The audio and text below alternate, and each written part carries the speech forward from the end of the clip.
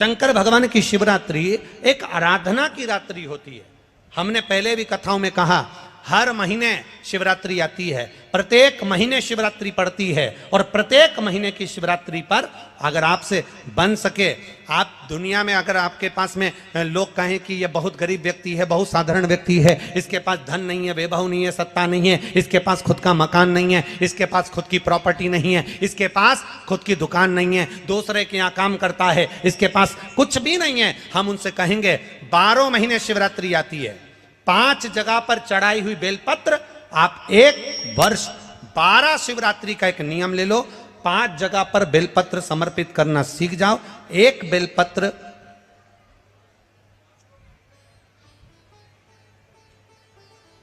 ये शिवलिंग, ये जलाधारी, बहुत ध्यान से देखना, ये चरण जहां से जल नीचे गिरता है, गणेश जी का स्थान, कार्तिकेय जी का स्थान, ये हस्तकमल माता पार्वती जी का हाथ हस्तकमल, शिवलिंग भगवान शंकर का स्थान।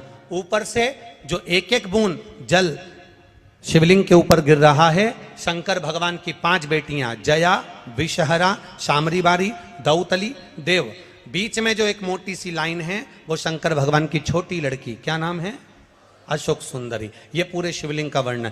5 जगह पर बेलपत्र, 5 स्थान पर बेलपत्र, 12 महीने की शिवरात्रि। आप दूसरे के यहाँ काम कर रहे हो, नहीं है नौकरी, नहीं है काम, दूसरे के मकान में रह रहे हो, खुद का मकान भी नहीं, खुद का प्लाट भी नहीं, खुद की प्रॉपर्टी भी नहीं, बहुत संघर्ष की जिंदगी जी रहे हो, ठेला धका रहे, लॉरी चला रहे, गाड़ी चला रहे, ऑटो चला रहे, अपने लिए करने का प्रयास करना।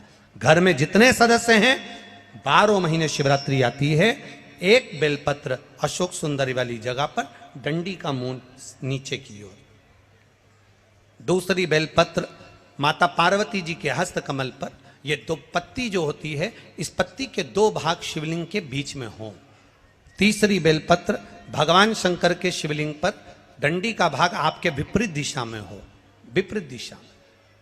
चौथी बेलपत्र भगवान शंकर का जहां से जल बहकर जाता है, जमीन पर जो जल बहता है, जमीन पे से जो जल बहकर जाता है, चौथी बेलपत्र उस जमीन के जल पर जहां से वो पानी बहकर जा रहा है, पूरे शिवलिंग को छोड़कर जहां से पानी जमीन पर बहकर जा रहा है उस स्थान पर। और 5वीं बेलपत्र नंदी का जो पांव ऊपर उठा हुआ है, उस पांव के पास में 5वीं बेलपत्र समर्पित करना। एक शिवरात्रि से लेकर 12 शिवरात्रि जो 1 वर्ष तक कर लेता है, 1 वर्ष अपनी कड़ी मेहनत के साथ में मेहनत पूरी करना। और ये 5 बेलपत्र हर महीने जो शिवरात्रि आती है उस पे समर्पित करना प्रारंभ कर दीजिए और मेहनत करना प्रारंभ कर दीजिए। आपको आपके कर्म का फल मिलेगा, साल भर के अंदर आप अच्छे बनकर बैठ सकते हैं। शंभु शरणे पड़ी मांगू घड़ी रे घड़ी, दुख काटो दया करी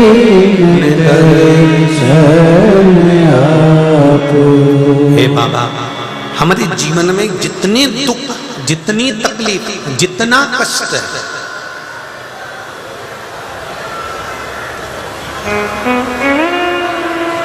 आप सावन महीने में जाकर अगर 2 लोटा जल चढ़ा रहे हो, सावन महीने में ले जाकर कावड़ चढ़ा रहे हो, श्रावण महीने में आप कांवड़ का जल ले जाकर शिव जी को समर्पित कर रहे हो, तो उसका सुख मिलता जा रहा है। और जीजियों,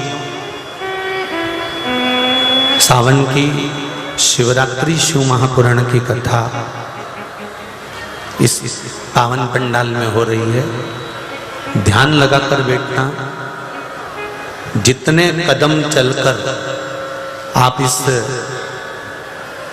मेरे कुबेरेश्वर महादेव की पावन कथा को, मेरे देवाधिदेव महादेव की कथा को सुनने के लिए आए हो, तुम्हारी दुख की घड़ी में, तकलीफ की घड़ी में, तुम जितने कदम चलकर भगवान के चौखट तक पहुंचे हो, मेरा परमात्मा इससे हजारों कदम चलकर तेरे द्वार तक पहुंच जाए।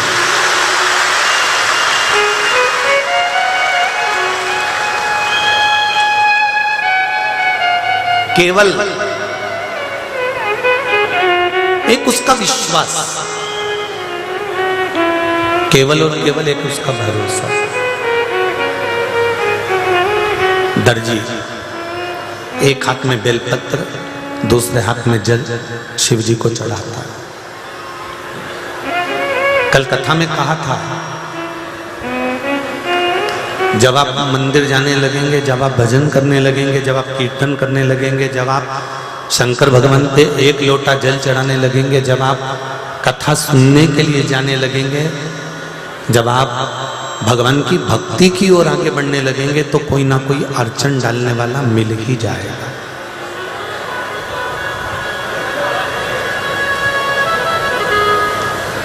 गुलाब का फूल और गुलाब जामुन, इन दोनों की राशि एक ही है।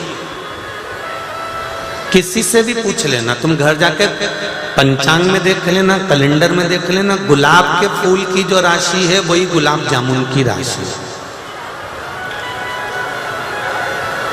इन दोनों की राशि एक है, और दोनों के जीवन में अंतर कितना वो देख लीजिए। गुलाब का फूल कांटों में पैदा होता है, कांटों में बड़ा होता है, कांटों में रहता है, कांटों में उगता है, कांटों में ही बड़ा हो जाता है। और गुलाब का फूल कांटों में रह रहा है, कांटों में बड़ा हो रहा है, कांटों के साथ में उसकी जिंदगी निकाल रहा है, और कांटों में रहकर अपना जीवन यापन कर रहा है। और गुलाब जामुन पहले ही मावे की बने, खोए की बने, और मावे की बनकर काय में तलाती है, घी में। अब पहले ही तो सेठानी, ऊपर से और घी में तलाई तो और सेठानी हो गई। घी में तलाने के बाद वहां से निकली और चाशनी के कड़ाव में चली गई। कितनी किस्मत, कितनी जोरदार। पहले ही तो मावे की, पहले ही तो खोए की, मावे की खोए की गुलाब जामुन बनकर घी में गई। जो पहले से भरा भराया था उनको और भगवान ने भर दिया, ले और भर दिया। अब पहले खोए की बनी थी, मावे की बनी थी, और मावे की बनकर खोए की बनकर बनने के बाद उसको फिर घी में तल दिया, और घी में से निकाला, तलकर फिर काय में डाल दिया, जम के बोले जरा, चाशनी में डाल दिया। अब गुलाब जामुन मावे की, खोए की निकल कर घी में गई, घी में से फिर चाशनी में चली गई। और गुलाब का फूल कांटों में पैदा हुआ, कांटों में बड़ा हुआ, कांटों में रहा, कांटों में से टूटा। अब दोनों को देख लीजिए, कांटों में रहने के बाद गुलाब का फूल टूटने के बाद में भगवान भोलेनाथ जी के चरणों में चला जाता है, और गुलाब जामुन खाने के बाद भ्रष्टा में चली जाती है।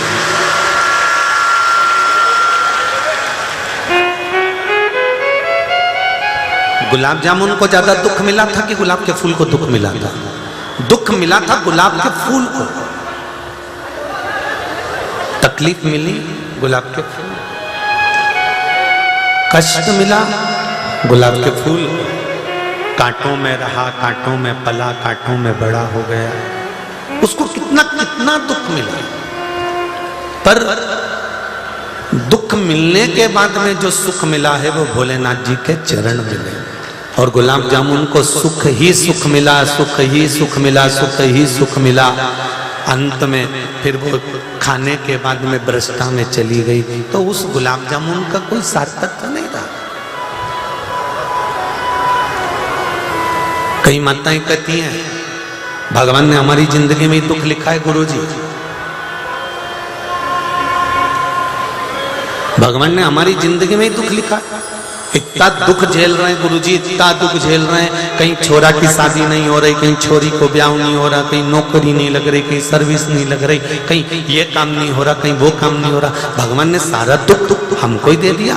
हमने फिर निवेदन करा कि अगर परमात्मा ने अगर आपकी आंखों में आंसू दिया है तो समझ लेना भगवान ने अपना बनाने के लिए तुझे चुन लिया।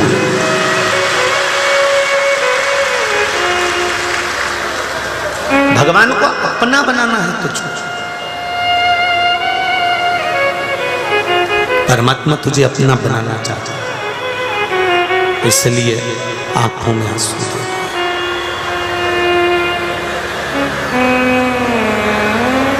मेरे बाबा दया करना, मेरे भरोसे हूँ, भोले बाबा दया करना, मैं तेरे भरोसे हूँ। ना घर के भरोसे हूँ, ना परिवार के भरोसे हो, ना घर के भरोसे हो, ना परिवार के भरोसे हो, मेरे बाबा दया करना,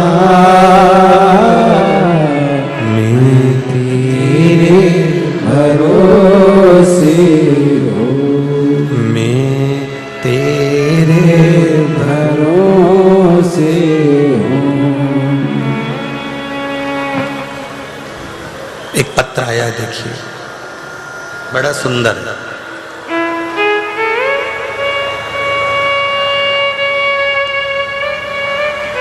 मैं उधर पीछे आवाज नहीं जा रही है क्या? रख लीजिए जरा। स्क्रीन बड़ी बंद, स्क्रीन बंद हो गई है। एलईडियाँ उधर पीछे की एलईडियाँ चालू करवा दीजिए। मैं बरखा पिंकी नामदेव, राऊ इंदौर में रहती हूँ। कहीं बैठी हैं बरखा जी? कहीं बैठी हो तो हाथ हिलाइएगा। मैं बरखा पिंकी नामदेव, राऊ इंदौर में रहती हूँ।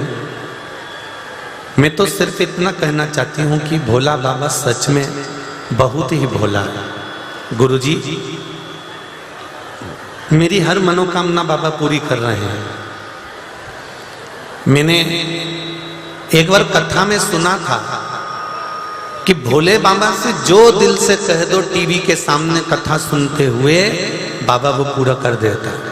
मैंने एक बार मजाक मजाक में कह दिया, बाबा 4 मंजिल का मकान बन जाए तब जानू कि शिव पुराण है। और मैं बाबा को ये प्रणाम करने के लिए आई हूँ।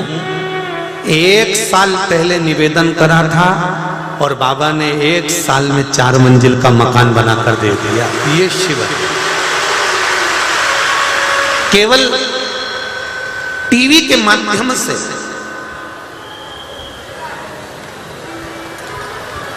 जितने लोग आस्था चैनल पर कथा सुन रहे हैं, जितने लोग फेसबुक यूट्यूब पर सुन रहे हैं, और जितने लोग इस पावन पंडाल में बैठकर कथा सुन रहे हैं, गली गली कूचा कूचा, टेंटों के बाहर, रोडों पर, छतों पर, बालकनियों में, जहाँ तुमको जगह मिल रही है वहाँ बैठकर कथा सुन रहे हो। गाड़ियों पर, जहाँ तुम्हारा मन पड़े वहाँ बैठे हो। विश्वास रख कर आए हो उस देवाधिदेव महादेव पर। हम तो कथा कर कर चले जाएंगे, पर 3 महीने के बाद में तुम खुद कहोगे कि अगली कथा में मुझे ढोक लगाने जाना है, क्योंकि बाबा ने मुझे दे दिया। जो मैंने मांगा था वो मेरे शंकर ने मुझे दिया। जो मैंने मांगा मेरे शिव ने मुझे दिया, मेरे भोले ने मुझे।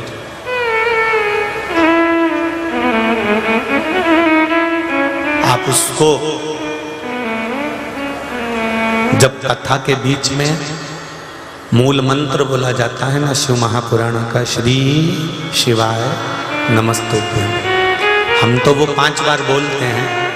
आप भी 5 बार बोलते हो हमारे साथ में। जैसे ही वो पूरा होता है और हम एक भजन की लाइन गा देते हैं, भोला सब दुख काटो उस समय पर उस शिव महापुराण के मूल मंत्र के बाद में आपके दिल की बात आप जब बाबा से कहते हो ना, बाबा जिंदगी में बहुत दुख है, बहुत कष्ट है, पर तेरे भरोसे पर जी रही हूं, मेरा विश्वास है बाबा दुख तो आएगा। संसार में ऐसा कोई नहीं जन्मा जिसको दुख नहीं आया।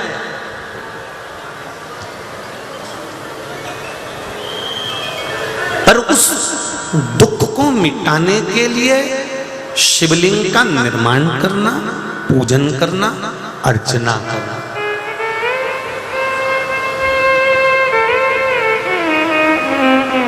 कई लोग कहते हैं राम जी महाराज ने रामेश्वर धाम की स्थापना करी। कौन से धाम की? रामेश्वर की। पर शिव महापुराण की कथा कहती है मेरे राम जी ने केवल एक पार्थिव शिवलिंग का निर्माण नहीं करा था, मेरे राम जी ने केवल एक रामेश्वर धाम की स्थापना नहीं करी थी। अयोध्या से मेरे राम जी लंका तक गए थे। उस अयोध्या से लंका के बीच में तुम भी चलकर जानकर देखना, जहां जहां पर राम पथ गमन बना हुआ है, हर जगह पर राम जी दूसरे दिन जब पहुंचते थे और उनके मन में जब भाव उत्पन्न होता था तो मेरे राम मट्टी को इकट्ठा कर कर पार्थिव शिवलिंग का निर्माण कर कर एक स्थापना कर कर जाते थे। भारत की भूमि पर राम जी के हाथ के बने हुए केवल एक रामेश्वर बाबा ही नहीं है, मेरे राम जी के हाथ के बने हुए हजारों शिवलिंग है, हजारों।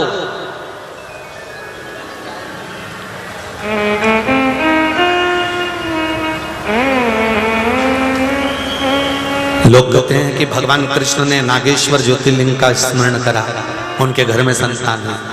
मेरे भगवान कृष्ण ने केवल एक ज्योतिर्लिंग का स्मरण नहीं करा, मेरे भगवान कृष्ण ने हजारों ज्योतिर्लिंग का, हजारों शिवलिंग का स्मरण करा। आज भी आपके इंदौर के आसपास के क्षेत्र में जाकर देखकर आना, कोई पुराने शंकर जी के मंदिर मिलेंगे तो वहां लिखा रहेगा ये पांडवों के काल के हैं। बोलो सही है कि गलत है?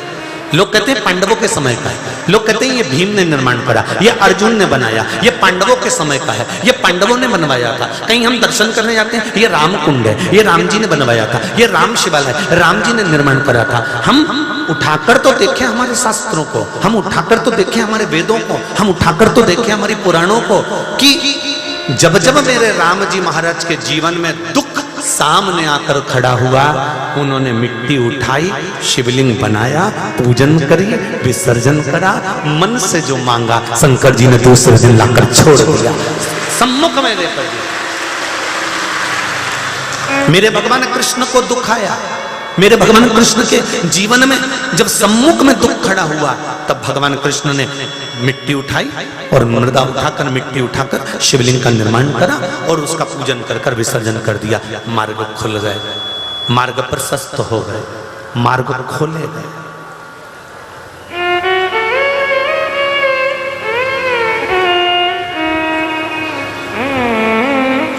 विरोध करने वाले विरोध करते रहेंगे कि लोटा भर के जल चढ़ाने से क्या बीमारी ठीक होती है, बेलपत्री खाने से क्या बीमारी ठीक होती है, रुद्राक्ष का जल पीने से क्या बीमारी ठीक होती है, शहद लगाकर बेलपत्री चढ़ाने से क्या अच्छे नंबर से पास हो जाते हैं, भगवान शंकर को मूंग चढ़ाने से क्या विवाह हो जाता है, अशोक सुंदरी का स्मरण करने से क्या कार्य सिद्ध हो जाता है। मैं कहता हूं तुम कहीं पर भी चले जाना, जितने लोग दिल से शिव महापुराण की कथा सुन रहे हैं, इनके घर में जाकर एक बार पूछना कि इनने 2 साल कथा सुनी, 2 साल में कुछ तो बाबा ने इनके घर में पूर्ति करी होगी, कुछ तो दिया होगा, कुछ तो करा होगा, तब इनका दिल इस कथा में पहुंचा, तब इनका मन इस कथा में पहुंचा। इंदौर नगर के निवासी हो और बहुत दूर दूर से भी लोग आए हैं, कोई गुजरात, कोई राजस्थान, कोई महाराष्ट्र, ना जाने कहां कहां से आए हैं। मेरे को मालूम पड़ा था किसी के माध्यम से कि जीतू जी पटवारी द्वारा आसपास के बहुत सारे गार्डन बुक करे गए और आप लोगों को पंडाल में नहीं सोने दिया। सबके लिए व्यवस्था गार्डनों में, अलग अलग भवनों में करी गई और सबकी भोजन व्यवस्था भी।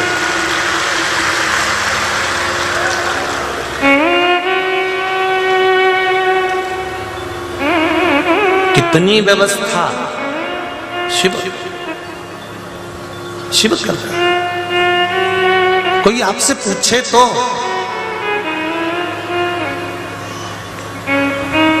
और मेरी जीजियां तो इतनी चतुर हो गई आज के जमाने में, और पढ़ा लिखा व्यक्ति जिसकी बुद्धि और विवेक भगवान ने दिया है, जरा सा भी कोई व्यक्ति अगर बेकार लाइन लिखता है, कमेंट्स करता है, फेसबुक या यूट्यूब पे डालता है, पढ़ा लिखा आदमी जिसने शिव पुराण को जिंदगी में एक बार सुना है, वो तुरंत उसी समय पर उसको कमेंट्स करके लिख ही देता है कि ये बता दे कि तेरे पिता की तू ओरिजिनल औलाद है, पूछ लेता है।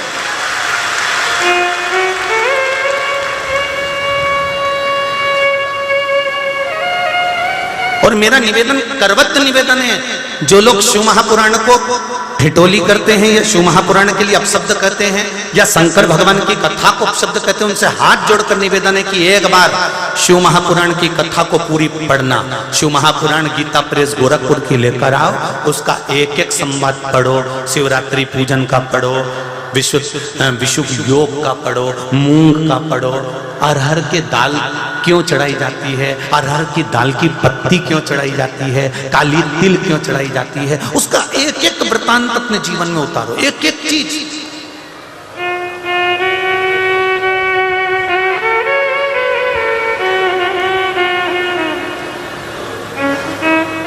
मेरे राम जी के जीवन में जब जब तकलीफ आई, विवाह करने जा रहे हैं, धनुष तोड़ना है, तो भी शिवलिंग का निर्माण कर कर पूजन करते। जनकपुरी गए तो शिवलिंग का निर्माण कर रहे, वन में जा रहे हैं तो शिवलिंग का निर्माण कर रहे, सीता जी चली गई तो भी शिवलिंग का निर्माण कर रहे। संसार में ऐसा कोई मनुष्य नहीं जिसके जीवन में दुख नहीं है। अच्छे से अच्छा संत, साधु, सन्यासी, तपस्वी, महात्मा, जोगी, ब्राह्मण, चाहे क्षत्रिय हो, चाहे वैश्य हो, चाहे शूद्र हो, चाहे एक साधारण से साधारण भी व्यक्ति होगा, चाहे वो सियोर वाला महाराज क्यों ना हो, चाहे कहीं का मठाधीश पीठाधीश क्यों ना हो, कर्म का दंड तो भोगना पड़ेगा, चाहे कोई भी।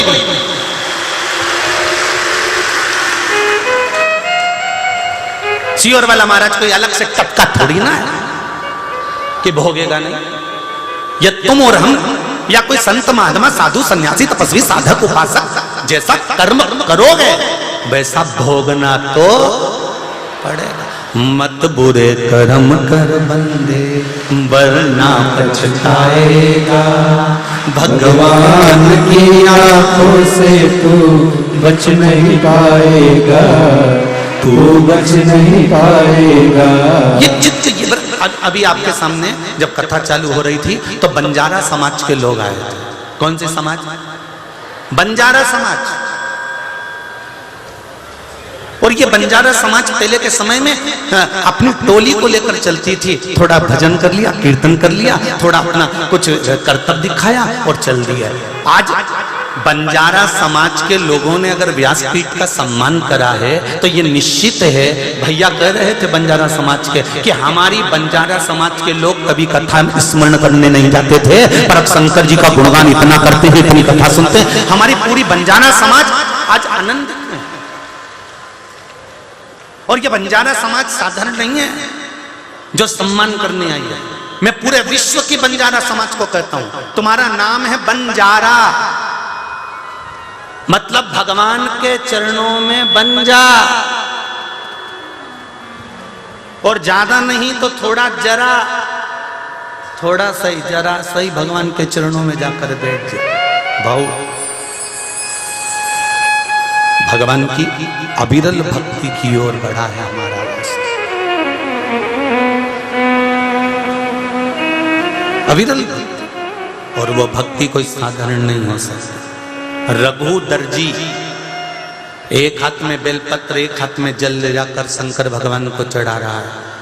पास में आकर एक व्यक्ति रहने लगा, उसको मालूम पड़ा कि ये रघुदर जी शंकर जी की पूजन करता है, सावन महीने में शिव जी को कावड़ चढ़ाने जाता है, जल चढ़ाने जाता है। ये रघुदर जी जल चढ़ा। जो जलने वाले होते हैं ना, जिनके अंदर ईर्ष्या का भाव होता है, वो आपकी पूजा से, आपकी सेवा से, आपकी चाकरी से, आपके स्मरण से संतुष्ट नहीं हो सकते। ये संतुष्ट नहीं हो सकते।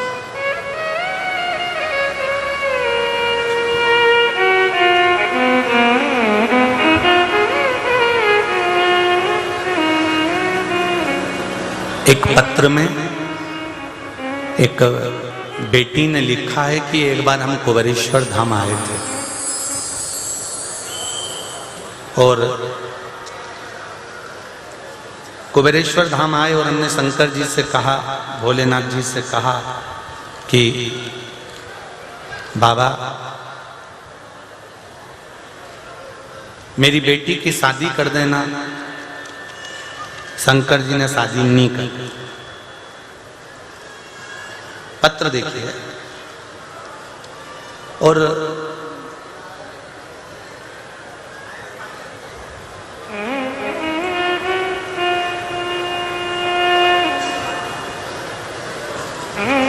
शिव जी ने शादी नहीं करी।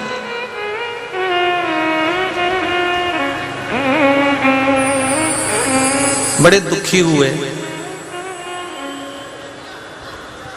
एक महीना हुआ, उसकी पड़ोसन ने कहा पत्र है इसमें, आप ढूंढना, थोड़ा समय लग जाएगा, पत्र बहुत सारे हैं, ढूंढिएगा।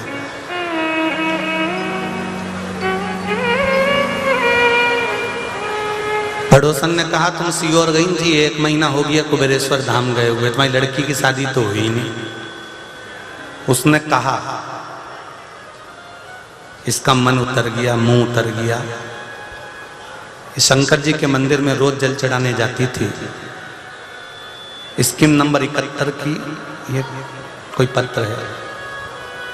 उसने शिव जी से विनती करी कि लोग कह रहे हैं कि एक महीना हो गया अभी तक तेरी लड़की की शादी नहीं हुई। शंकर भगवान ने कृपा करी, बेटी की शादी भले पक्की नहीं हुई, पर बेटी का जॉब मुंबई के एक कंपनी में लग गया, जिसमें 7.5 लाख रुपए का पैकेज। इस पत्र में लिखा, बेटी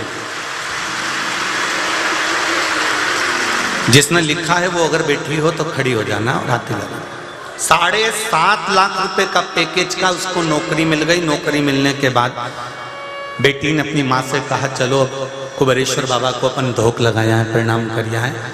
बेटी और माँ दोनों कुबेरेश्वर बाबा को प्रणाम करने गई और बाबा से कहा, बाबा शादी तो नहीं हुई पर नौकरी अच्छी हो गई। ये के आई। 1.5 महीने बाद बेटी की शादी पक्की हो गई। जो लड़का मिला उसका 12 लाख रुपए पैकेज का छोड़ा।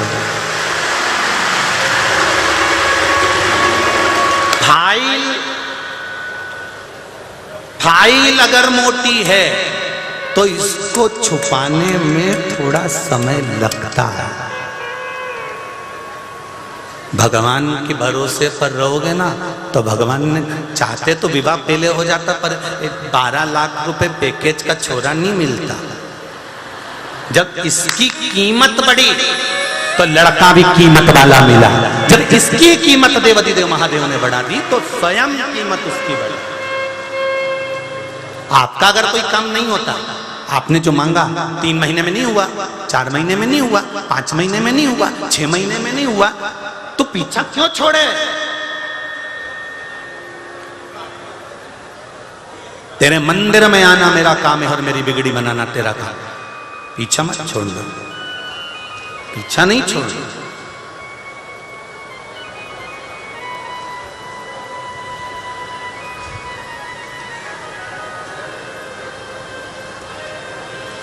जाते रहो उसके दरवाजे। लोटा उठाया, जल चढ़ाने। 3 महीना नहीं देखना हमको, 4 महीना नहीं देखना हमको, 6 महीना नहीं देखना, हमें तो बस केवल उसके मंदिर पे जाना है, उसको सामने हाजिरी बजा कर आना है, उसको अपना चेहरा दिखा कर आना है। बहुत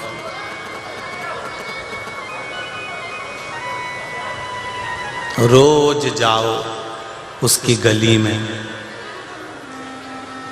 कभी तो निगाह उठाकर देखेगा। जाओ उसके पास। रघु दर्जी के पास में एक व्यक्ति आकर रहने लगा और उसने सोचा कि ये काम करता हूं, ये जो सिलाई करता है ना, इसके पास में जो मशीन है, इसके पास में जो सुई है, इसके पास में जो धागा है, इसके पास में जो कैंची है, इसका सारा सामान उठा के मैं फेंक देता हूं, देखूं इसका देवाधिदेव महादेव कहां से लाकर देता है। परीक्षा लेने वाले परीक्षा लेंगे, बार बार लेंगे।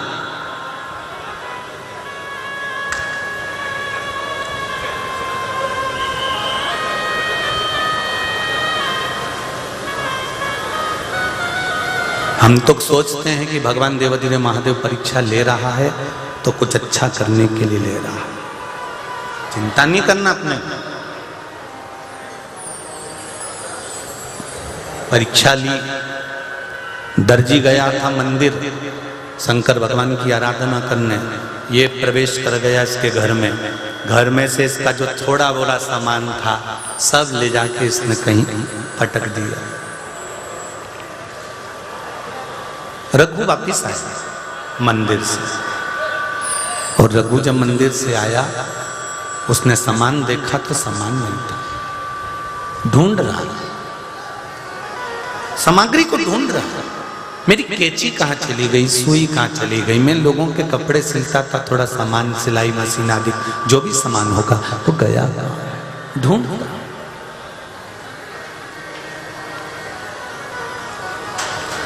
खूब ढूंढा, नहीं मिला।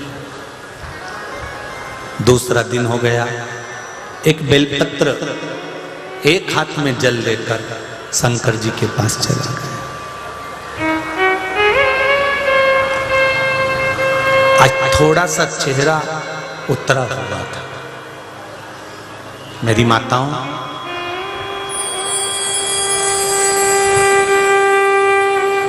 तुम्हारा चेहरा उतरा हुआ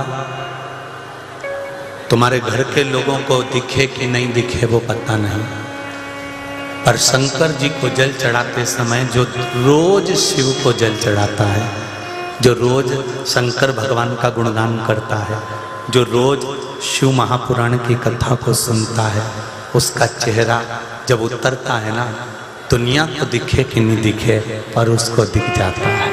वो देखता। रघु दर्जी हाथ में बेलपत्र है और एक हाथ में जल है, शिव जी को चढ़ा रहा है, चेहरा उतरा हुआ है। शंकर भगवान अभी प्रकट नहीं हुए पर उनको दिख गया।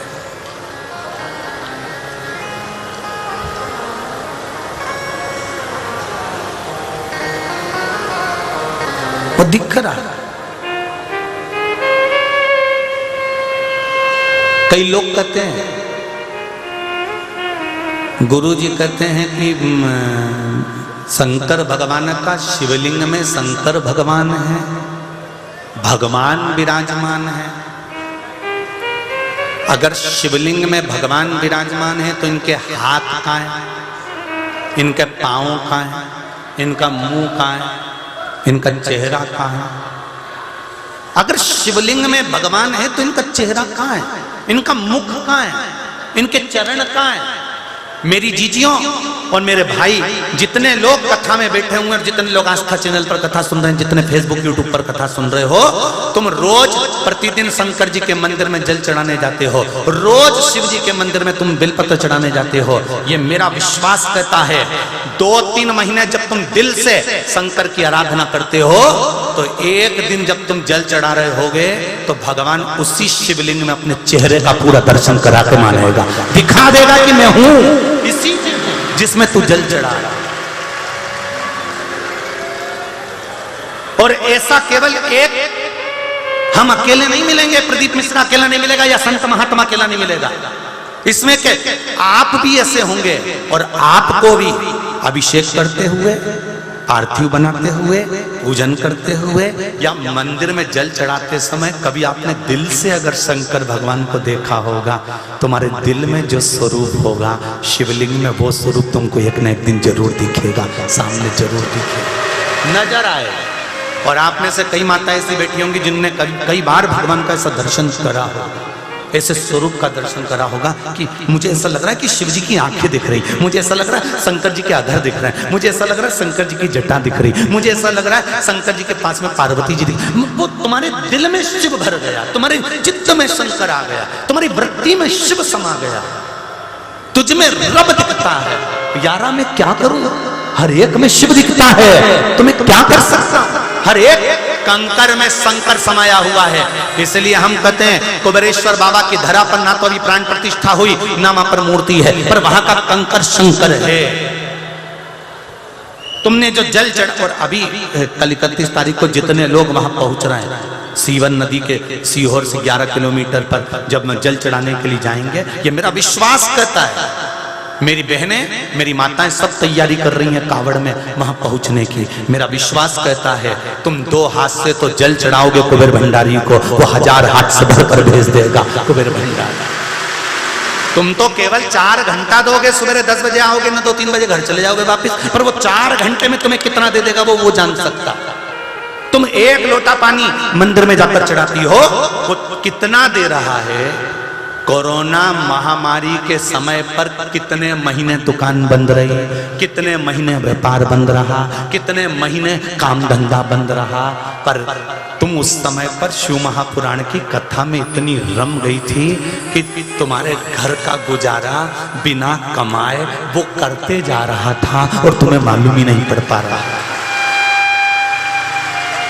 गवर्नमेंट नौकरी करने वालों की तो तनख्वाह आ रही थी, पर जिसके पास में नौकरी नहीं थी, जो ठेला चढ़ाता है, जो सब्जियां बेचता है, जो इधर उधर जाता है, नौकरी करता है, कुछ बेचकर अपनी जिंदगी जीता है, उसका गुजारा करा तो करा किसने? किसी दूसरे ने नहीं करा, वो देवाधिदेव महादेव आया करने के लिए, कोई दूसरा नहीं आ सकता।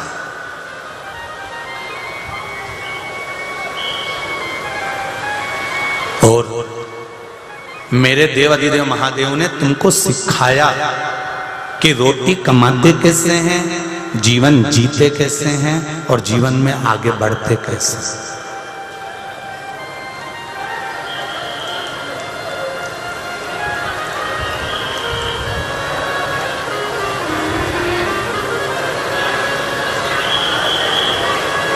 एक बात कहें,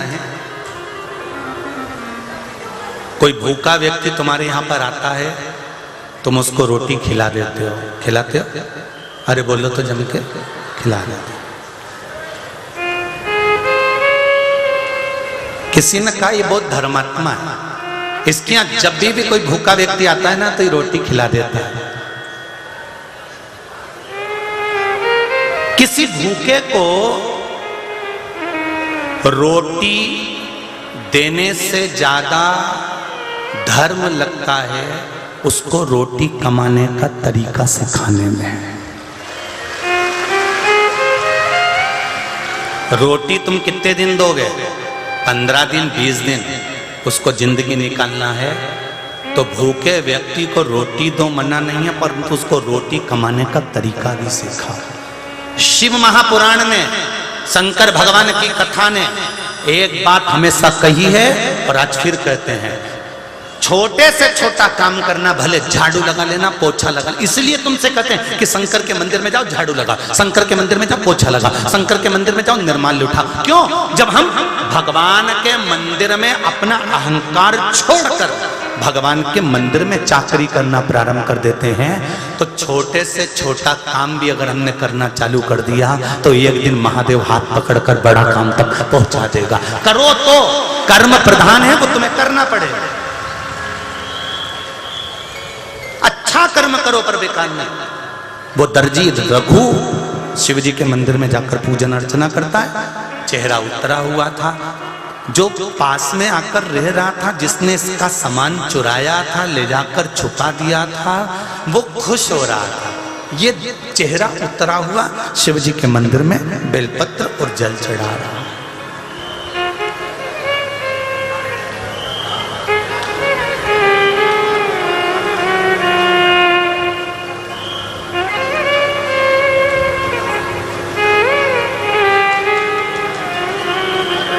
महाराज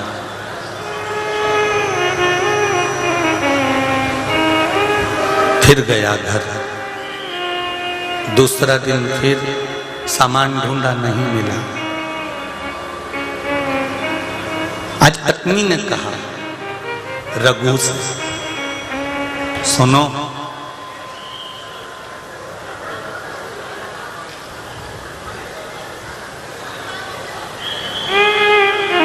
मैं जो महिलाओं के कपड़े सिलती हूं ना, दर्जी की पत्नी है, चोली बना देती है, लहंगा सिल देती है,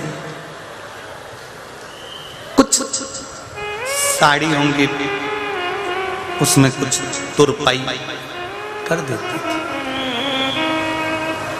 सुनो, आज मेरा भी मन कर रहा है कि मैं भी आपके साथ में शंकर जी के मंदिर चलूं। पति खुश हो गया, चल। पत्नी को ले गया, इनने कुंडी लगाई, दरवाजा लगाया। पड़ोसी को मालूम पड़ा कि पत्नी भी सिलाई करती है। अगर पति नहीं कमा रहा है तो पत्नी कमाकर घर में गुजारा कर रही है।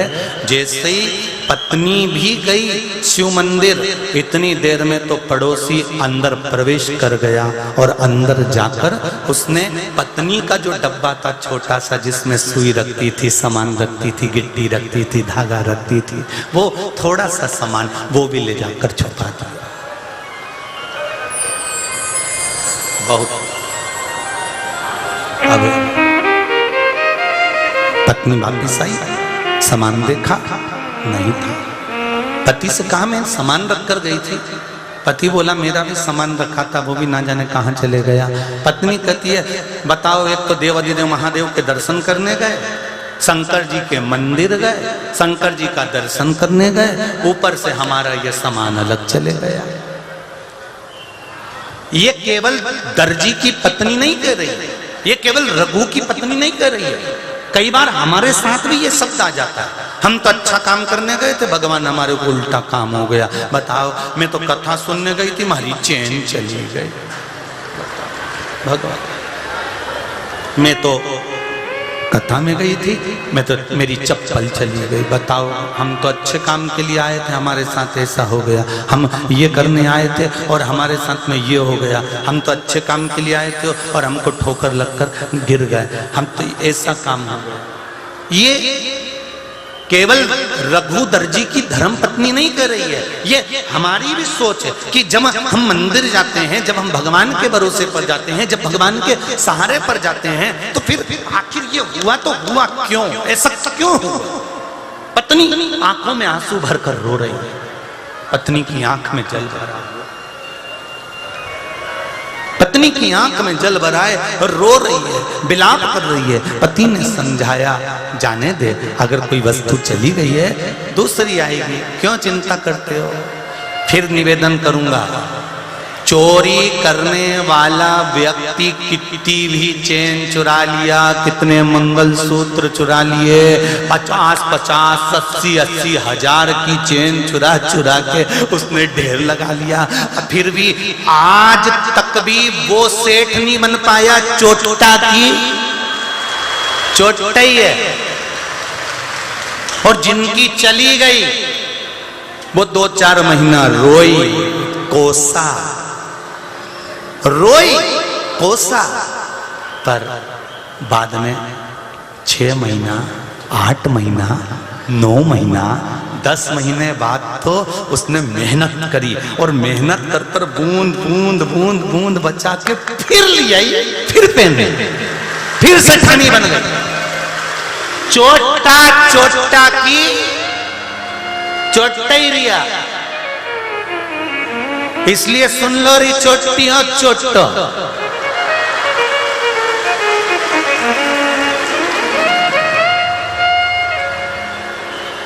तुमसे नहीं किया,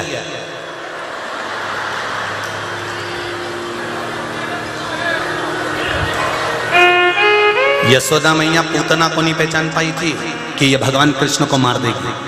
पहचानी थी? कितना सुंदर रूप रख के आई थी पूतना। देवलोक की अप्सराएं फीकी पड़ गई थी इसके सामने, जब झामर झुमका लटका के गई थी।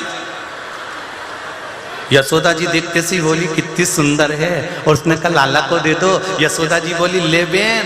भगवान कृष्ण समझे कि मेरी मैया की बेन तो मेरी मौसी, उनको क्या मालूम कि गले की फांसी, ऐसी मासी, क्या मतलब? वो तो समझे मासी, उनको क्या मालूम था कि फांसी। जब यशोदा मैया पूतना को नहीं पहचान पाई थी तो चोटी उनके तुम पहचानोगा?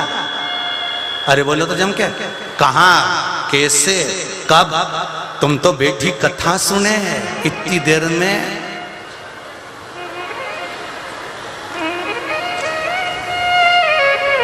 तो इनके तो पहचानना बड़ा कठिन है। चोर चोर ही रहेगा, और जिसका चले गया वो वापिस मेहनत कर कर बूंद बूंद भर कर फिर तैयारी कर।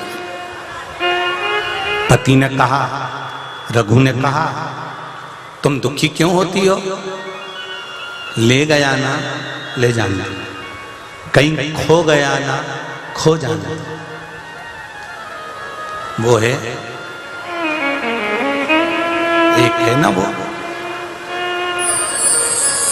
पत्नी बोली, रघु की धर्म पत्नी बोली,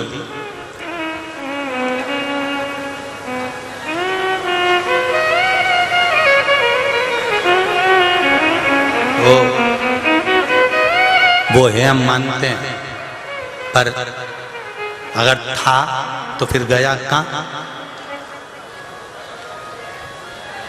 कहां गया भगवान?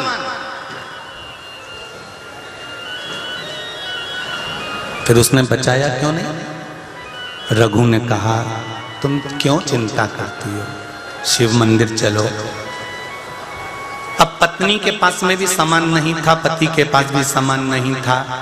जब कोई काम धंधा नहीं हो, तुम्हारे पास में कोई काम धंधा नहीं हो, तो तुम एक धंधा चालू कर लो। कौन सा? भगवान शंकर का कोई मंदिर ढूंढ लो, बिना पैसे के मंदिर में जाके झाड़ू लगाओ, पोछा लगाओ, उसको निहारते रहो, उसके सामने मंदिर में अपना समय थोड़ा सा निकालना प्रारंभ करो।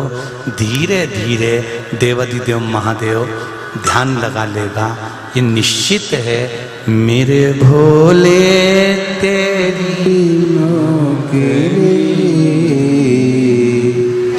सबसे बढ़िया है, सबसे गरीब मेरे बाबा तेरी नौकरी।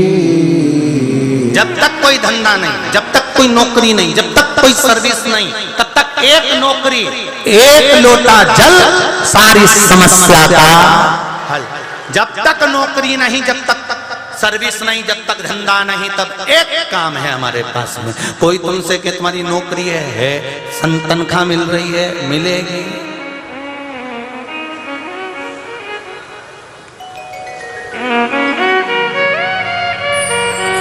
मेरी तनख्वाह भी कुछ कम नहीं,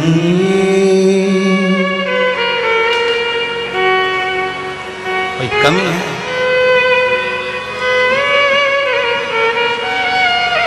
मेरी तनख्वाह भी कुछ कम नहीं, कुछ मिले ना मिले गम मेरी तनख्वाह भी कुछ कम नहीं, कुछ मिले ना भी कुछ कम नहीं। मिल गई मुझको चौखट तेरी, सबसे बढ़िया है, सबसे खरी। ध्यान देना, कोई पूछे कहीं काम धंधा है कहाँ? मंदिर में, शिव के द्वार, शंकर की कथा, भगवान का भजन, आस्था चैनल पर कथा आती है, कथा सुन लेते हैं, स्मरण कर लेते हैं। क्या मिलेगा? क्या मिलेगा?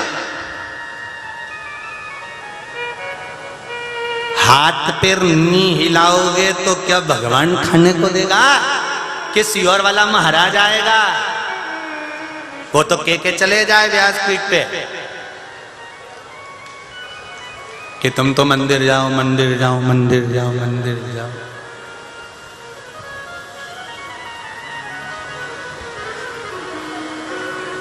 एक बात, इंदौर मेरे गुरु का घर है। आज मेरे गुरु के घर में बैठकर एक बात दिल की कहना चाहूंगा। जब मेरे गुरु के यहाँ मैं गुरु दीक्षा लेने आया था तब मेरे पास में कुछ भी नहीं था। 5 बहन भाई, 3 भाई 2 बहन, पढ़ाई के लिए भी पैसा नहीं था। एक समय भोजन मिल जाए तो ये बहुत बड़ी भगवान की कृपा होती थी। पिता चने का ठेला लगाते थे। गुड़ का धंधा करा पिताजी ने, पानी गिर गया, गुड़ पूरा गीला हो गया, पानी में बह गया। 10 रुपए में लाए तो मालूम पड़े 2 रुपए मिले। उस समय पर हमारे छावनी में मंदिर हुआ करता था, हनुमान जी का, शंकर जी का। गरीब थे तो शादी के निमंत्रण भी नहीं आते थे। कुछ खाने को मिलेगा तो कहाँ मिलेगा, तो काम मंदिर चले जाते। छोटे छोटे चड्डा पहना, शंकर जी के मंदिर, हनुमान जी के मंदिर चले जाते, झाड़ू पोछा लगाते, चना चिरौंजी कोई देकर जाता, पेड़ा कोई देकर जाता, नारियल फोड़ता उसकी चिटक देकर जाता, वो इकट्ठी कर लेते इतनी सारी। शाम को 5-6 बजे वापिस घर पर आते, घर पर आके सारे भाई बहन बैठकर खा लेते। हमको लगता है उसके मंदिर की चाकरी करी थी तो आज ये शिव महापुराण की कथा में।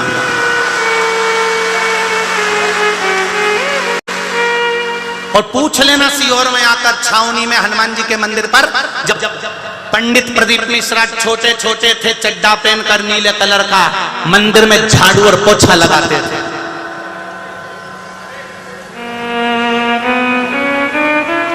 उसकी चाकरी, कुछ मिले ना मिले गम नहीं, कुछ मिले ना मिले उसका गम नहीं है, पर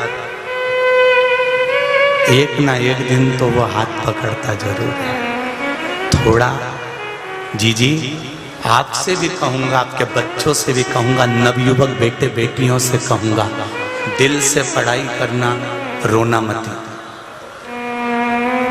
हिम्मत मत हारना। हिम्मत कर कर आज बहुत सारे लोग हमारे पीछे पड़े रहते हैं। तुमने ये पूजन गलत करा दी, तुमने ये अभिषेक गलत करा दिया, तुम्हारा लड़का 10 फेल हो गया, तुम्हारे साथ ये हो गया।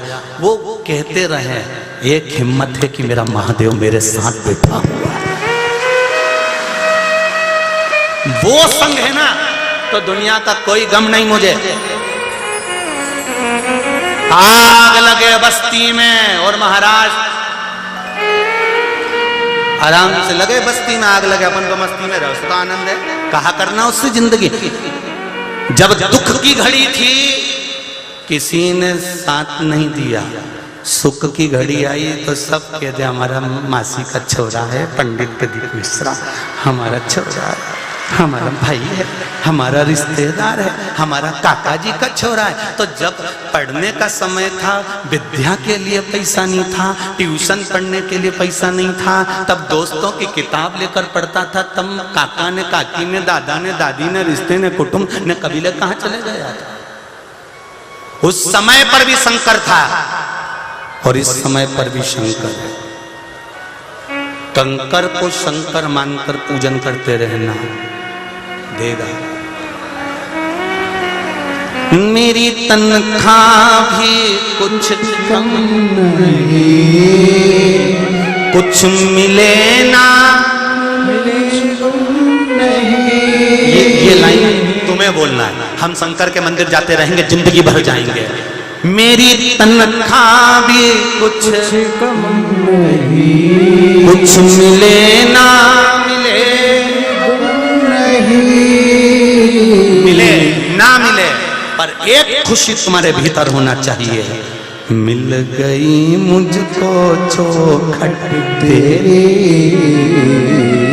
सबसे बढ़िया है सबसे खरी, भोले बाबा तेरी नौकरी सबसे बढ़िया है सबसे खरी। उसके दरवाजे की चाकरी में पीछे मत हटो। कोई कहे तुम्हारे पास में कोई काम धंधा नहीं है, नहीं है। दो मित्र, मल्लुक का एक दोस्त, मल्लुक कभी भगवान को मानता ही नहीं, कभी शंकर को नहीं माने, ना राम को माने, ना कृष्ण को माने, ना भगवान को माने। वो तो सब जो मंदिर जाए उनकी भी टांग खींचे, जो जल चढ़ाने जाए उनकी भी टांग खींचे। एक दोस्त मंदिर जा रहा था, मल्लुक ने कह दिया कहाँ जा रहा है? मंदिर। दिन भर 24 घंटे मंदिर में बैठा रहता, कथा में बैठा रहता है, क्या भगवान खाने को देगा? देगा। ऐसो को ऐसे ही जवाब देना चाहिए, देगा। अरे हाथ पैर हिलाओगे, काम करोगे, कहीं नौकरी वोकरी करोगे तो घर चलेगा। कथा में बैठने से घर नहीं चलेगा, ना मंदिर में पड़े रहने से, और ना बेलपत्री पे शहर लगा के चिपचिकाने से काम नहीं चलेगा। लोग कहेंगे, जैसा मल्लुक कहता था दोस्त से, तो दोस्त कहता नहीं है, मेरे तो सब चलेगा, तू चिंता मत कर, सब होगा। तो उसने कहा अगर तू हाथ पैर नहीं हिलाएगा तो क्या भगवान खाने को देगा? देगा, भगवान खाने को देगा। तो उसने कहा अगर मैं जंगल में जाके बैठ जाऊं तो क्या तेरा भगवान दे देगा? उसने कहा बैठ जा, दे देगा, जा। हाथ पैर नहीं हिलाऊंगा, मत हिला, जा। वो मल्लुक इतना चतुर था, दोस्त से कहा अगर भगवान ने मुझे खाने को नहीं दिया तो दोस्त तो बोला मैं मंदिर जाना बंद कर दूंगा, बस जब। और वो मल्लुक गया, जंगल में पहुंच गया। उसने सोचा जंगल में नीचे रहूंगा और कोई खाना दे गया तो पीपल के पेड़ पे चढ़ गया, परीक्षा लेने के लिए पीपल के पेड़ पे चढ़ा। पीपल के पेड़ पे चढ़ा तो एक व्यक्ति गाय चराने के लिए आया था। गाय चराने वाला साथ में आया तो 2-4 रोटी, कांदा, अचार सब लाया, बंधा हुआ था कपड़े में। उसने सोचा गाय यहीं पे तो चराना और यहीं गाय चराना है, तो एक काम करता हूँ, ये रोटी ऊपर रख देता हूँ, कोई नीचे खा जाएगा। तो इसने रोटी का कपड़ा बंधाया, पेड़ पे टांग दिया।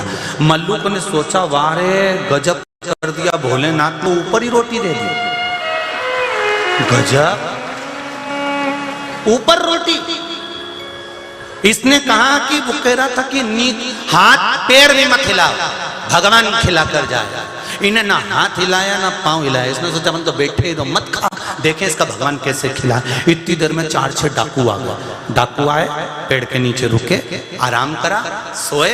जैसे ही लेटे इतने में से एक बोला सरदार सरदार, भगवान ने बड़ी कृपा करी, देखो तो शरीर जरा देखो, रोटी टंगी है। सरदार ने कहा उतारो, बहुत भूख लग रही है। इनने रोटी उतारी, खोली, खाने वाले थे। इतने में दूसरा डाकू बोला एक भी रोटी मत खाना, ऊपर पुलिस वाला बैठा है, अपन खाएंगे और ये पकड़ लेंगे। जरूर इसने रोटी में नींद की गोली मिलाई होगी और अपन पकड़ा जाएंगे, मत खाना। सरदार क्या करें? सरदार ने कहा पुलिस वाले को नीचे उतारो नीचे। अब इसको नीचे उतारा मल्लुक को, और नीचे उतार कर सरदार क्या करें तो क्या पेड़ से बांध दो। उसको पेड़ से बांध दिया। सरदार ने कहा हमको बेवकूफ समझता है, नींद की गोली मिली हुई रोटी हमें खिलाकर पकड़ना चाहता था, रुक जा। सरदार क्या करें? सरदार ने कहा इसकी रोटी इसी को खिलाओ।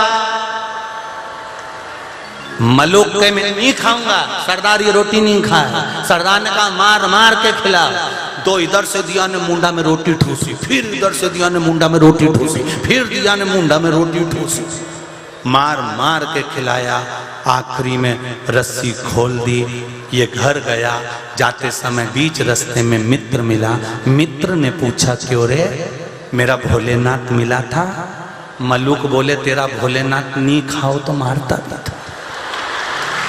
नहीं खाओ तो मारता। मल्लुक नहीं रहे, मल्लुक दास बन गए। और उन्होंने एक लाइन लिख दी, अजगर करे ना चाकरी, पंछी करे ना काज, दास मल्लुका कह गए सबके दाता राम। उसने लिख दिया कुछ करो ना करो, पेट भरने की जवाबदारी उस देवाधिदेव महादेव की है। जन्म दिया तो माता के स्तनों में दूध दिया, मरेगा परिवार वाले कफन और लकड़ी नहीं देंगे तो वो देगा। कोरोना महामारी में सब अपने घर में सो रहे थे, रिश्तेदार मरे थे, कौन सा तुम कंधा देने चले गए थे? अग्नि भी वो दे रहा था, कफन भी वो दे रहा था, लकड़ी भी वो दे रहा था, जलाने भी वही गया था, कोई दूसरा नहीं।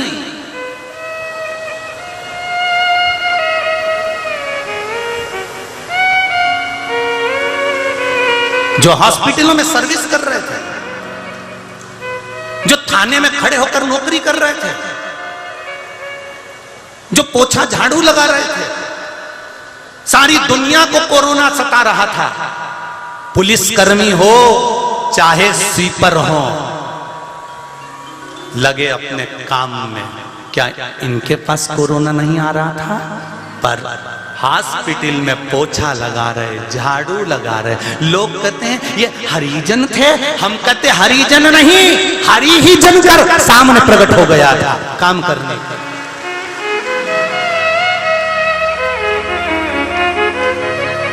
हरि ही सामने, परमात्मा स्वयं सम्मुख में। झाड़ू लगाने वाले, पोछा लगाने वाले, स्वीपर जो काम कर रहे हैं, लोग इनको देखकर कहते हैं इनसे नहीं, इनको नहीं छूना, इनको नहीं छूना। वो तुम्हारे घर के बुजुर्गों को ले जाकर वेंटिलेटर से उतार रहे, आईसीयू में ले जा रहे, हॉस्पिटल ले जा रहे, मर गए तो शमशान ले जा रहे, आगी दे रहे, कंधा दे रहे, और तुम्हारे औलादों को फोन लगा के कह रहे कि तुम्हारे दादाजी मर गए, आ जाओ। तो फोन पे कह रहे हमें अंतिम संस्कार का दर्शन करा देना। कौन कर रहा? करने वाला कोई दूसरा नहीं, मेरा देवाधिदेव महादेव था, कोई दूसरा नहीं। इनके रूप में आकर वो खड़ा हो गया, इनके रूप में। किस भाव से वो आता, किस रूप में वो आता? रघु नाम के दर्जी ने कहा अपनी पत्नी से, तू घबरा मती, तू चल मंदिर।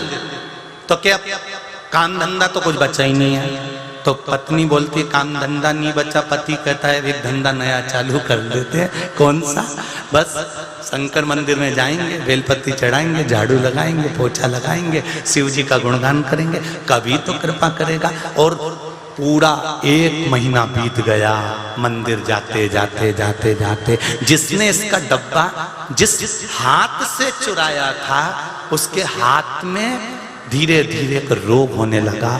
छाले पड़ गए, बड़े बड़े छाले पड़े, फूटने लगे, फिर छाले पड़े, फिर फूटने लगे। वो हाथ लेकर अपने गुरुजी के पास गया। गुरुदेव, सारे डॉक्टरों को दिखा लिया, सारे वेदों को दिखा लिया, सारी दवाइयां ले ली, सारा आयुर्वेद होम्योपैथिक जितनी जितनी दवाइयां होती सब कर लिया। गुरुदेव, औषधि पर औषधि ले ली, पर मेरा हाथ सही नहीं हो रहा। गुरुजी, मेरे हाथ में क्या हो गया? गुरुजी ने कहा, ये बता, किसी शंकर के भक्त का दिल तो नहीं दुखाया था? तो किसी दूसरे का दिल दुखा देता ना तो तुझे रोग नहीं होता। पर शंकर का अगर कोई भगत हो, उसकी आंख में अगर आंसू ला दिए तो तेरी जिंदगी फूट फूट कर देता। कोई शिव के भगत का तूने कोई आहित तो नहीं कर दिया? शंकर के भगत को रुलाया तो नहीं है? शंकर के भक्त की आंख में आंसू तो नहीं दिए हैं? इतने में रोता हुआ बोला, गुरुदेव, एक शंकर का भगत है रघु, उसके यहाँ का सिलाई का सामान मैंने उठाकर छुपा दिया था। गुरुजी बोलते हैं, कोई दवाई नहीं लगेगी, एक दवाई लगेगी। तो वो सामान शंकर जी के मंदिर में रखकर आ जा, जिस मंदिर में वो पति पत्नी दोनों जाते हैं। सिलाई का सामान ले जाकर शिव मंदिर में ले जाकर रख दिया। रखा, पत्नी ने पति से कहा, सही में आपने कहा था मंदिर चलाकर भगवान के यहाँ की नौकरी कर, वो सब वापस दे देगा, वो वापस कर देगा। और इसके यहाँ की नौकरी करते करते अपना सामान मिल गया। जब इन्होंने सामान उठाया ना, वो पड़ोसी आकर चरणों में पड़ गया, मुझे क्षमा कर दो, मैंने बहुत अपशब्द कर, मैंने बहुत गालियां दिए, मैं नहीं जानता था कि शंकर का भगत है, मैं तो जानता था बस केवल दर्जी है। किसी पर उंगली उठा देना, आक्षेप कर देना, अपशब्द कह देना, ताने बोल देना, गालियां दे देना, आड़ा टेढ़ा बोल देना, तुम बोल तो लोगे, उसके बाद जब भुगतना पड़ता है तब परमात्मा भी के सामने जाकर कहोगे मैंने कौन सी गलती करी।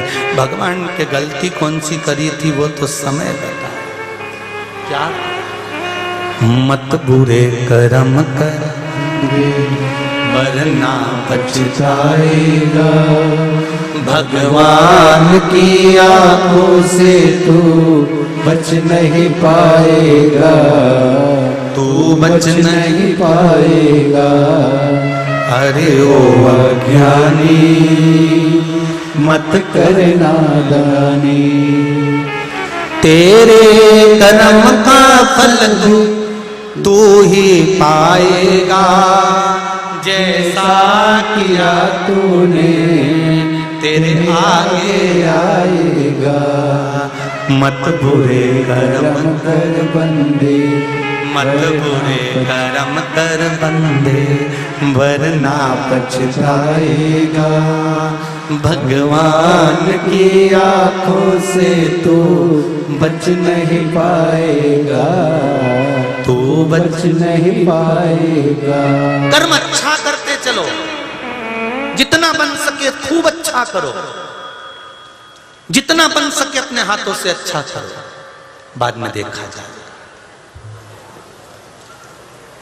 वो बाद में देखेंगे जो होगा।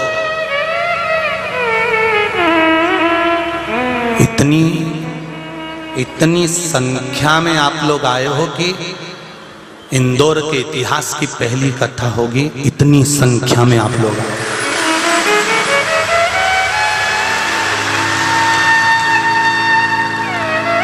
सारे टेंट के पर्दे खोल दिए गए हैं और पीछे तक लोग खड़े हैं। बैठने की जगह भी नहीं, खड़े रहने की भी जगह नहीं। बिल्डिंगों की हालत मैं कहूँगा तुम्हारे कैमरे से जरा आस्था चैनल वाले क्लोज कर कर जरा गाड़ियाँ और बिल्डिंगें जरा दिखाना जरूर कि कहाँ हालत किस किस जगह पर बोले। और मेरा विश्वास है आज मेरा सनातन धर्म इंदौर का जाग चुका है, इनको जगा दिया शिव ने। और विश्वास मानकर चलना, जो शंकर का हो गया तो शंकर उसको कभी छोड़ते नहीं है। मेरा देवाधिदेव महादेव जब पकड़ लेता है तो छोड़ता नहीं है। तुम शिव के हो गए हो, जीवन के सारे सुख दुख शंकर के हो गए। शिव हे शंकर, हे ओघड़ी, हे दयालु भूतनाथ महाकाल बाबा कुबेरेश्वर महादेव, हमारे जीवन के सारे कष्ट दुख तो दूर कर, तेरी कृपा चाहिए, तेरी दया चाहिए। रघु दर्जी के यहाँ पर सामान भी आ गया, शिव का दर्शन भी हो गया, भगवान शंकर का दर्शन भी हो गया। ये कृपा शिव की। नैनों में आंसू अगर उसने दिए हैं तो पोंछेगा। जैसे लक्ष्य सेवा संस्था और खेड़ापति सरकार समिति, भरत जी पटवारी, जीतू जी पटवारी और ये सब जो आयोजन अरेंज करे हैं, इतनी बारिश में सावन महीने में कोई कार्यक्रम कराना इतने बड़े स्केल पर कठिन काम हो जाता, पर शिव की कृपा से हो। कहीं करुणा भगवान ने करी और साथ में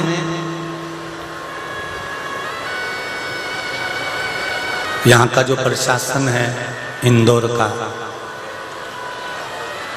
उनको भी कलेक्टर महोदय मनीष सिंह जी को भी बहुत बहुत धन्यवाद है, जिन्होंने और कमिश्नर साहब जिन्होंने बहुत बहुत, एसपी साहब, टीआई सर, एसडीएम सर जो भी हैं, स्वास्थ्य विभाग, इन लोगों ने कितना अरेंज करा, कितनी व्यवस्था।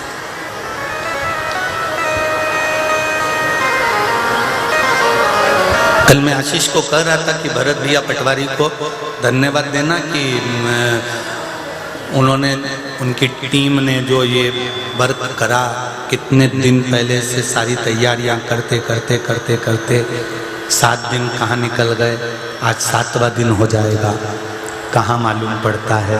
शिव की कृपा से हम लोगों ने,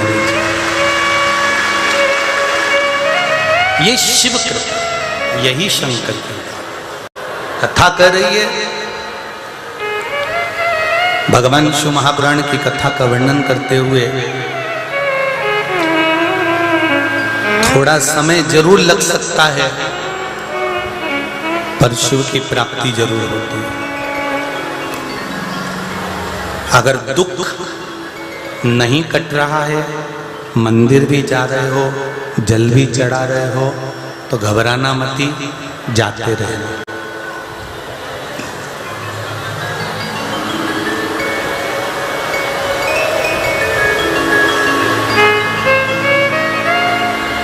महाराज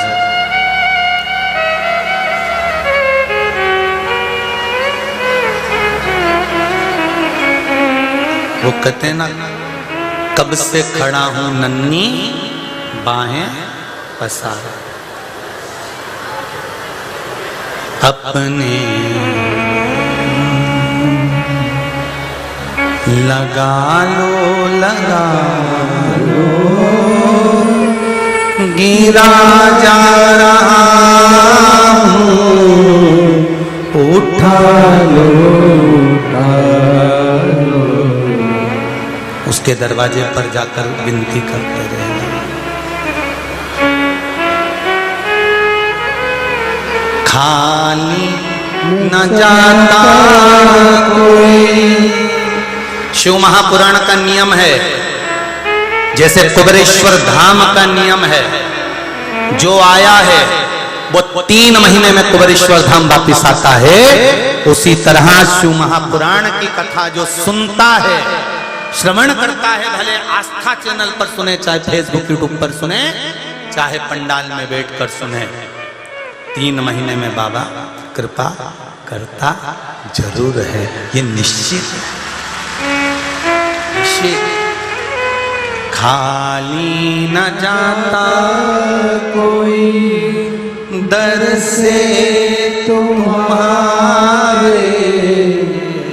खाली न जाता कोई दर से तुम्हारे, मैं भी खड़ा हूँ नन्ही बाहें पसारे, मैं भी खड़ा हूँ नन्ही बाहें पसारे, अपने हृदय से लगा लो गिरा जा रहा हूँ, उठा लो प्रभु अपने दर से, अब तो न टालो, गिरा जा रहा हूँ, उठा लो। बाबा माना दुख भारी है, पर तू है साथ, तो फिर क्या दुख है? वो संग रहेगा।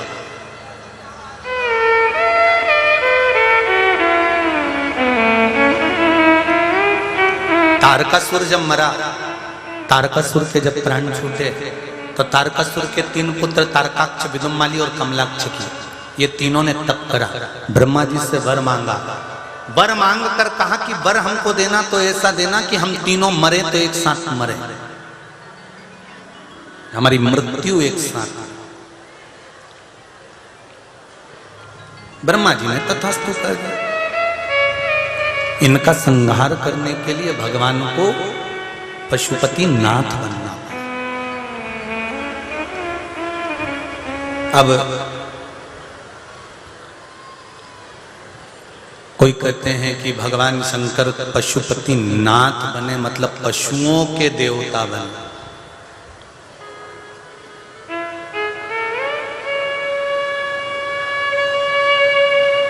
पशुपति नाथ के व्रत का विधान गीता प्रेस गोरखपुर की शिव महापुराण की कथा में लिखा है। अगर आपके पास में गीता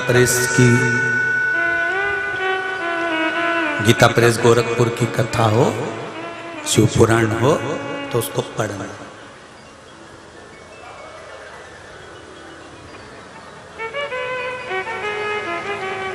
अच्छा, कागज की भी बड़ी कितनी कीमत हो जाती है। देखो वही कागज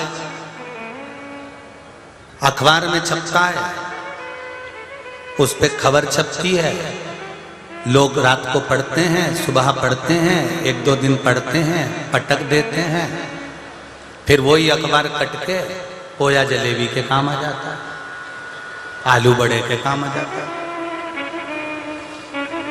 कागज और मशीन वही है। वही कागज पर संसार की बातें लिखाई तो पोहा जलेबी रखाई, और वही कागज गीता प्रेस गोरखपुर में पहुंच गया, उस पर रामायण भागवत लिखा गई तो जगत में पूजा गया। कागज वही है, मशीन भी वही है, बस अंतर इतना है, संसार की चीजें लिखाई तो पोहा जलेबी रखाई, और भगवान की बात लिखाई तो घर घर में कंकु चावल से पूजाई। ये कागज की तरह हम हैं। हम भी अगर चौराहे पर ज्यादा बैठे रहेंगे तो संसार के लोगों के द्वारा लिखे जाएंगे, और कथा में जाकर बैठेंगे तो संसार में पूजाएंगे। ये हमारे जैसा ही जीवन। आपके हृदय पर जो अच्छा लिखा गया तो वो पूजा।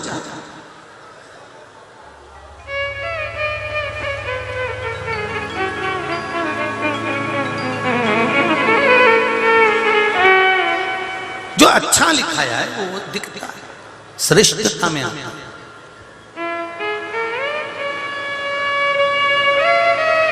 अभी ये कथा पूरी हो जाने दो। कथा पूरी होने के बाद में फिर 4-6 महीना निकलेगा, और ये वापिस तुम लोग तैयार हो जाओगे। जीतू भैया पटवारी को फिर पकड़ लोगे, जीतू भैया वंस मोर।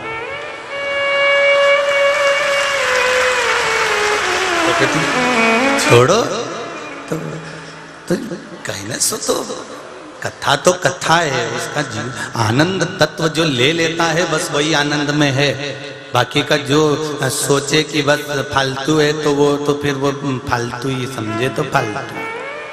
फिर अपन तो बस क्या किसको रोई है, चादर तान के सोई है। और जब आज कथा पूरी हो जाएगी तुम सब अपना अपना घरे चले जाओगा, दूसरे की चप्पल ले जाओगा, नी ले जाओगा। अपन तो अपनी ले जाना हो दादा, नहीं ले जाना, दूसरे की आफत अपने नीचे। तो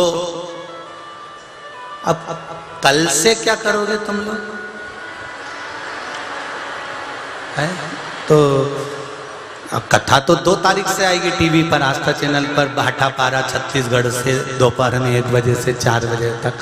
तो कल एक काम करना, जो कावड़ यात्रा सीहोर में निकलेगी उसका प्रसारण शाम को 4 बजे से 5 बजे तक टीवी पर आएगा, आस्था चैनल पर। वो देखो, उसका प्रसारण टीवी पर आस्था चैनल पर 4 बजे से 5 बजे तक। कल का दिन बीच में गैप रहे और तुम फ्री बैठो, अच्छा नहीं लगे मारे, तो तुम्हारे लिए कल के लिए हो जाएगा, ठीक है। और बड़े खुश होकर रहो, जैसे आज दिख रहे हो ना ऐसे प्रसन्न। जब भी इंदौर में आऊं ना और तुमसे पूछू जीजी कैसी,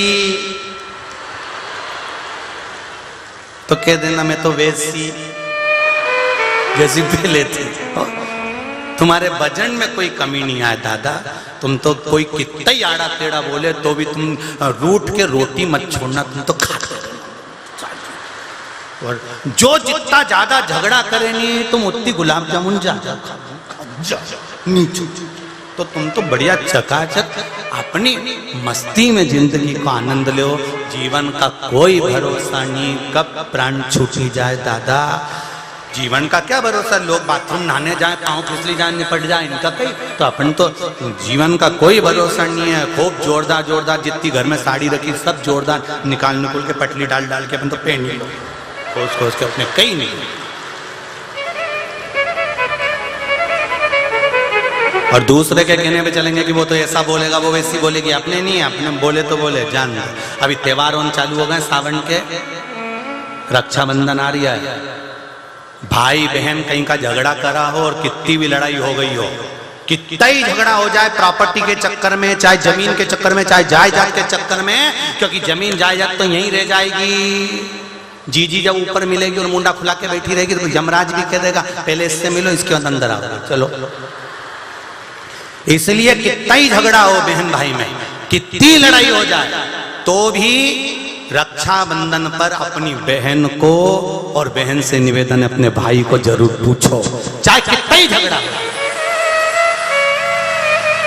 जाने तो जमीन जायदाद प्रॉपर्टी, अदालत में केस अपना चलता रहेगा, लड़ते रहेंगे, झगड़ते रहेंगे। अपने रहते रहते प्रॉपर्टी मिल गई तो ठीक, नहीं तो टोरा टोरी के तो मिलेगी सर, चोरा चोरी के। तो तुम अपना व्यवहार खराब मत करो, तुम तो बढ़िया राखी पे जाओ और बढ़िया जोरदार मिठाई लेके बेसन चक्की बना लो, अच्छा बेसन जोरदार एरिया है और घी में मिला के बढ़िया खाओ पियो और मक्खन बड़े बनाओ तो हमारे यहाँ भी भेज दीजिए। तुम तो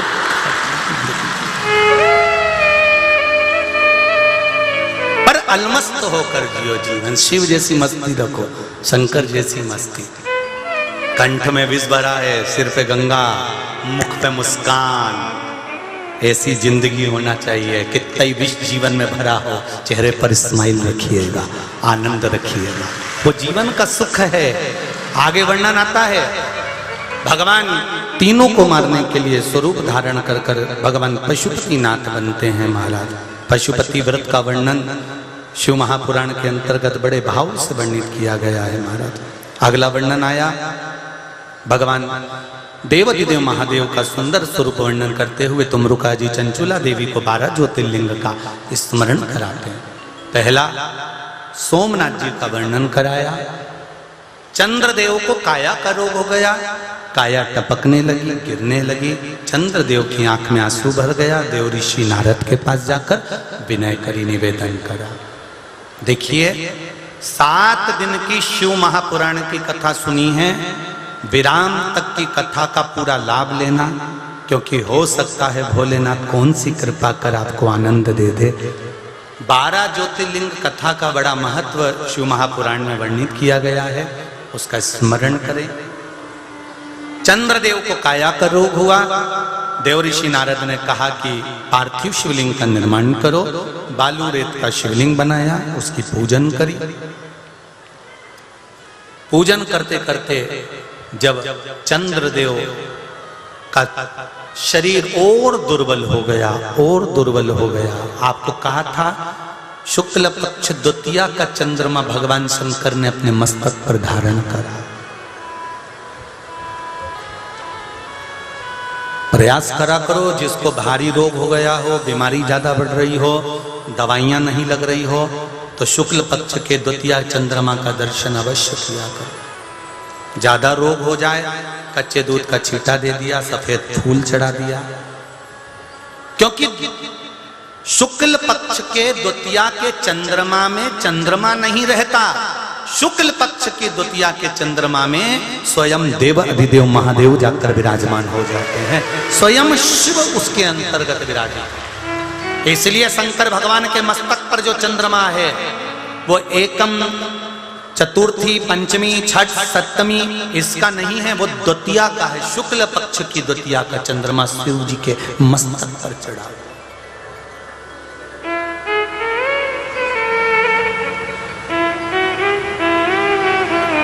महाराज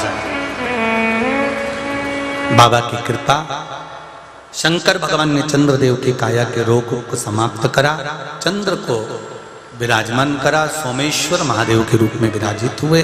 अगला वर्णन आया है श्री मल्लिकार्जुन का। भगवान सदानंद कार्तिक रुष्ट होकर चले जाते हैं, तो उनको मनाने के लिए बाबा देवाधिदेव महादेव माता पार्वती को लेकर पहुंचते हैं। षडानंद कार्तिकेय को मनाया, मल्लिकार्जुन के रूप में भगवान शिव विराजमान। अगला वर्णन आया है श्री ओमकारेश्वर। बिंद नामक पर्वत ने तप कर कर भगवान शंकर को यहाँ विराजमान करा। नर्मदा मैया ओम के रूप में बही है, इसलिए इसका नाम ओमकारेश्वर पड़ा। अगला वर्णन फिर महाकाल बाबा का आया।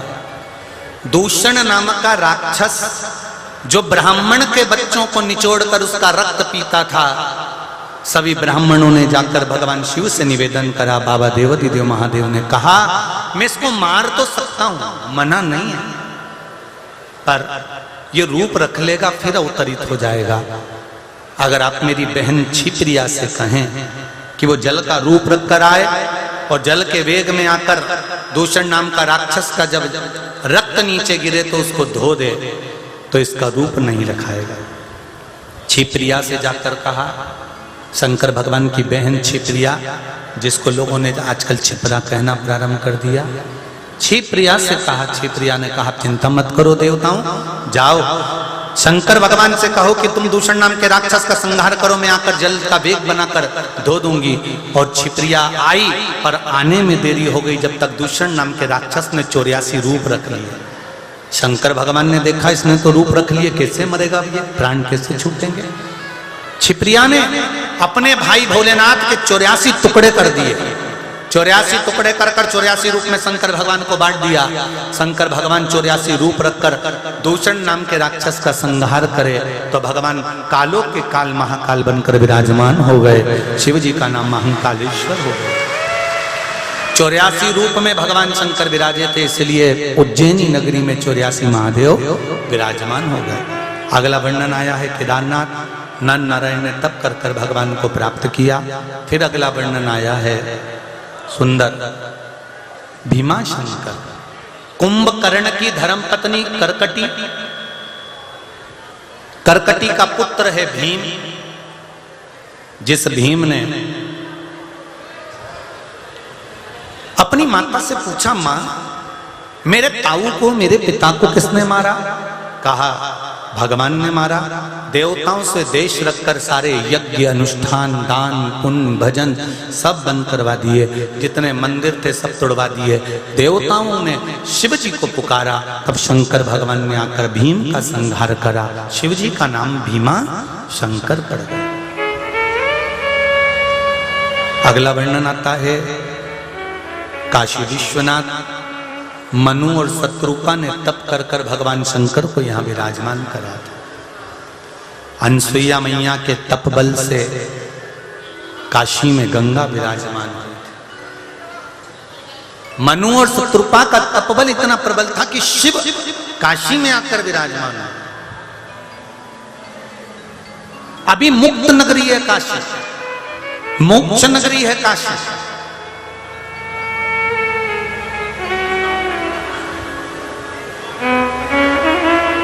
भगवान काशी विश्वनाथ के नाम से विराजमान। अगला वर्णन आया है श्री त्र्यंबकेश्वर। गौतम बाबा पर गौ हत्या का दोष लगा। माता अहिल्या देवी ने अपने पति को गौ हत्या के दोष से मुक्त करने के लिए भगवान ब्रह्मा विष्णु महेश का आह्वान करा, प्रार्थना करी, निवेदन करा। गौ हत्या से बाबा गौतम मुनि मुक्त हुए तो भगवान त्र्यंबकेश्वर के रूप में विराजमान होते हैं। अगला वर्णन आता है वैद्यनाथ। रावण भगवान शिव को लेकर जा रहे थे, लघु शंका लगने पर भूमि पर रखा है। महाराज भगवान वैद्यनाथ जी के रूप में विराजमान हुए। अगला वर्णन आया है श्री नागेश्वर। दारुक नाम का राक्षस जिसका संहार भगवान शिव ने आकर करा तो भगवान नागेश्वर के रूप में विराजमान।